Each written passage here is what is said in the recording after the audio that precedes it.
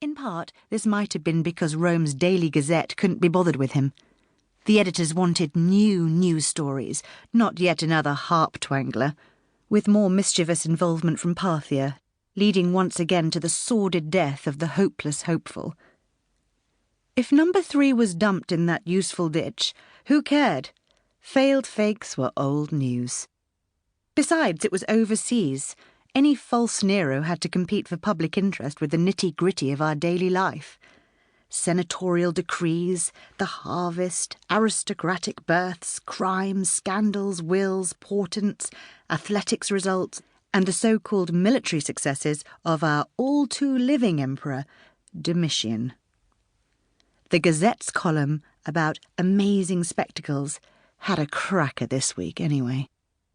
Shock news miracle on Aventine. Aedile struck by lightning on wedding day. He is determined not to miss the Roman Games, Val's weeping bride of miracle survivor. Manlius Faustus will appear in his official role. Juno. That was as preposterous as most Gazette reports. It ranked with 3-headed calves being born in a village in Mauritania, or a small earthquake, not many dead. I was the bride, so I should know. I had had no time to weep, even though the half-killed new husband was mine, and until I was sure he was fit again, my man was damn well not going to be dragged out in public at the games, even though it was his duty to help organise them. The mangled report did have consequences, however.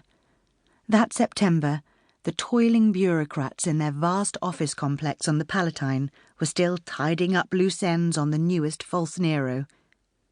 They were making sure he remained as shadowy as possible.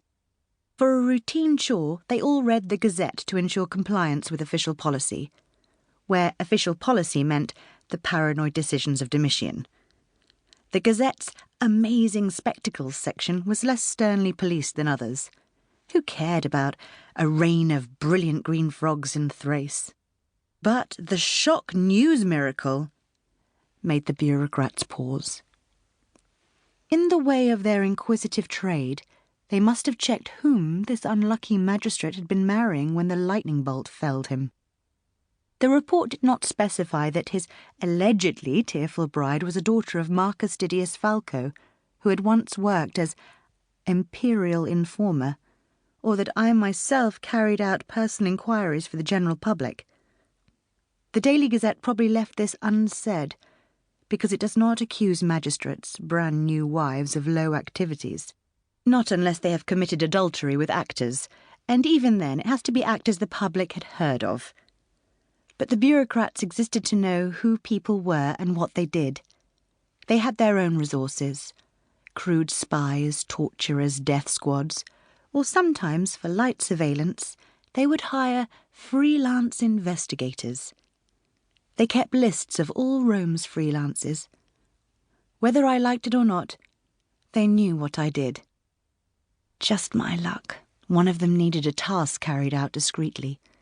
Widows were involved, nobly born widows with elite ex-husbands.